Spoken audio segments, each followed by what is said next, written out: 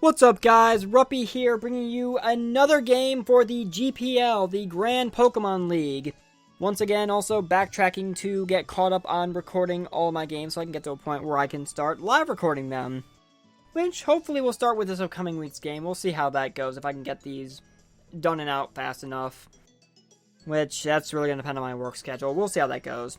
Anyway, this is my Week 2 game. My 1-0 Olivine Beacons are clashing with the 0-1 at this point in time, Mauville Gamblers. Now, one thing I don't recall if I mentioned or not when I was doing my draft analysis video is that, unlike the GBA or the UCL or the NPA or any of those leagues, the GPL operates under a format where we have a home team and an away team.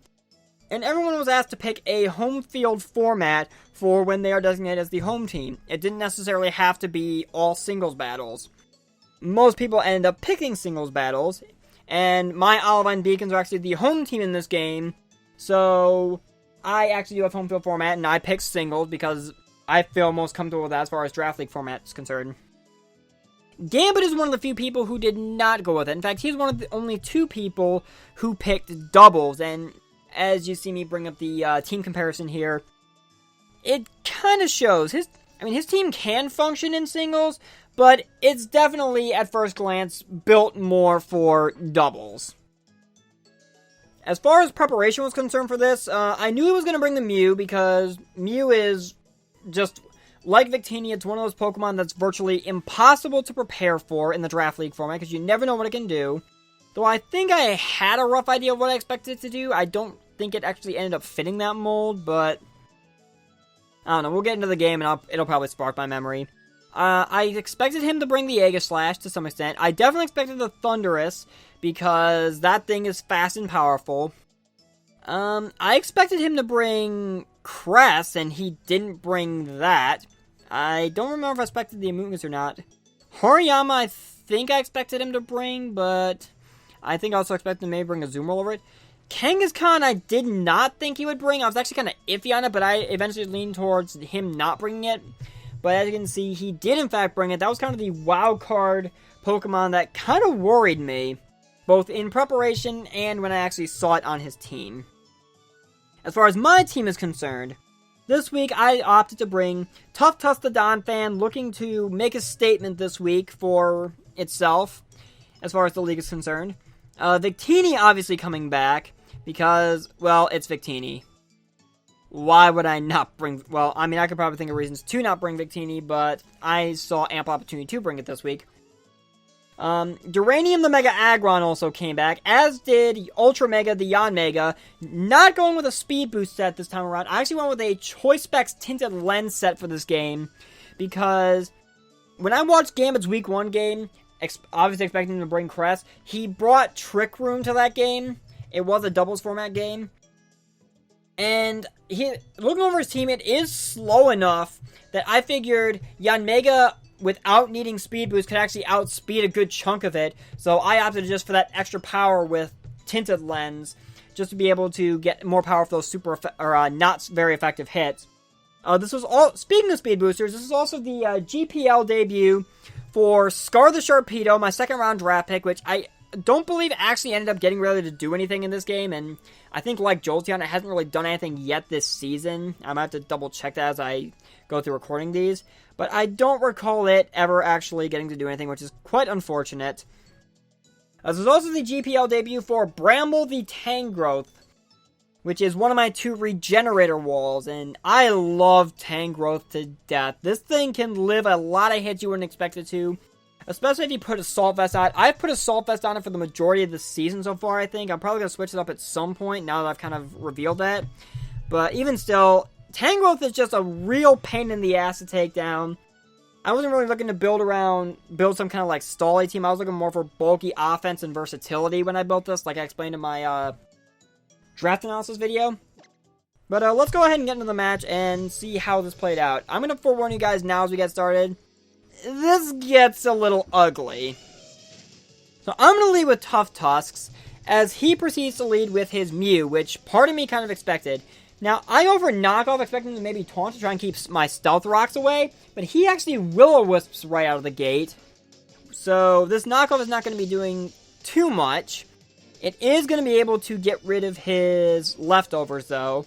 So, I did kind of confirm this is a more defensive moveset. I predicted him to have defog for me setting up stealth rocks. He's going to go for a knockoff of his own here and get rid of Tough Tusk's leftovers, as I just take the opportunity to go ahead and set up stealth rocks.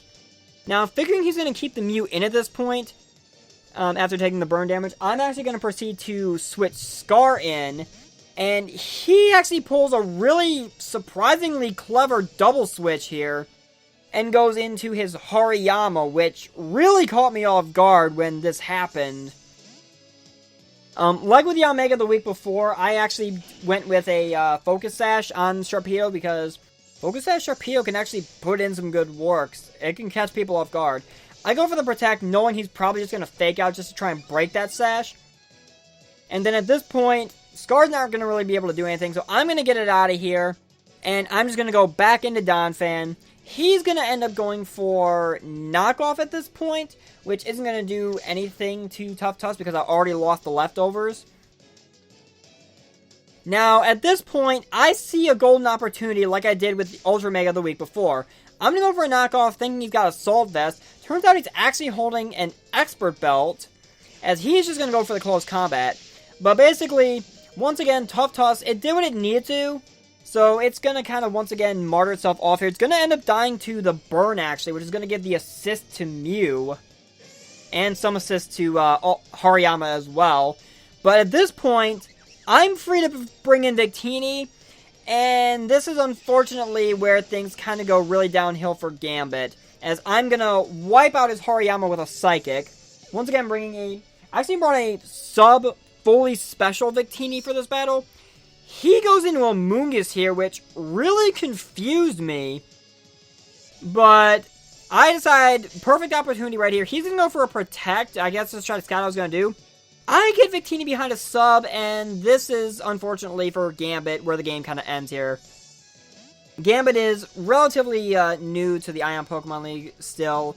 He was a bit rusty on competitive battling. He was trying to get back into it. Doubles is definitely his forte, as he kind of explained to me. He and I talked after the game. He switches a Mungus out, goes into Thundurus, who is not going to take that blue flare at all.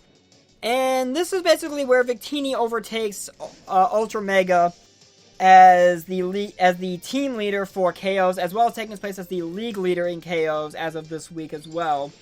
He goes into his Kangaskhan here and Mega Evolves, and at this point, I was actually a little scared because the Sucker Punch seemed like an obvious play.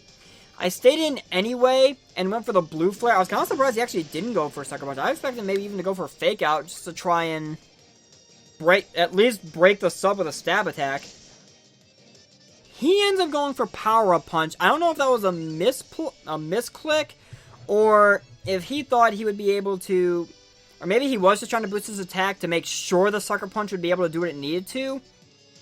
But when he didn't, but he switches out here, which I kind of disagree with, and ends up going into Mew, which is not going to appreciate the blue flare that it's about to take. It is going to survive it, but it's not going to take it too well, and it's also going to get burned, which is a little unfortunate.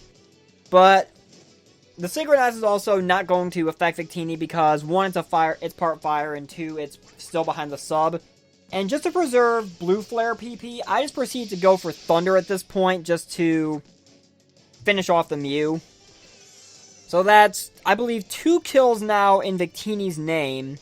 He goes into a Mungus again. Honestly, I probably would have kept Mega Kangaskhan in all those turns back. I don't know what was going through his head, to be perfectly honest. I don't really think he and I discussed that after this game. But once again, preserving blue flare PP just because, and because it's super effective anyway. I just go for a Psychic, and that's going to be 3 kills for Victini now, as a Mungus goes down.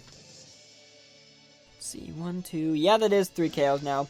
He's going to go into Aegislash at this point, and I was expecting maybe a Shadow Sneak, just to try and at least get my sub broken, But I'm once again going to go for a blue flare. I think he might have been banking on Aegis/Living just to be able to activate the weakness policy to really take that, just decimate Victini.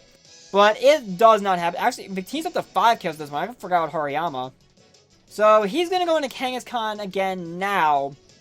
And without that +2 from the power punches from earlier, this Sucker Punch is going to be enough to finish off my sub. I was fearing that the second one was possibly going to be able to take out Victini, but it's not really going to be able to, and I'm just going to be able to fire off a blue flare. And Victini is basically going to bring me a 5-0 victory while scoring 6 KOs and just basically putting the entire league on notice at this point, unfortunately at Gambit's expense. I apologize for the Victini sweep, Gambit, and I apologize that this video might not have seemed that entertaining just because it ended up being a sweep. But I mean, Draft League format, that's the name of the game. I mean, at this point, I was sitting at a 2-0 record and a +8 differential as the Olivine Beacons light the way to another victory.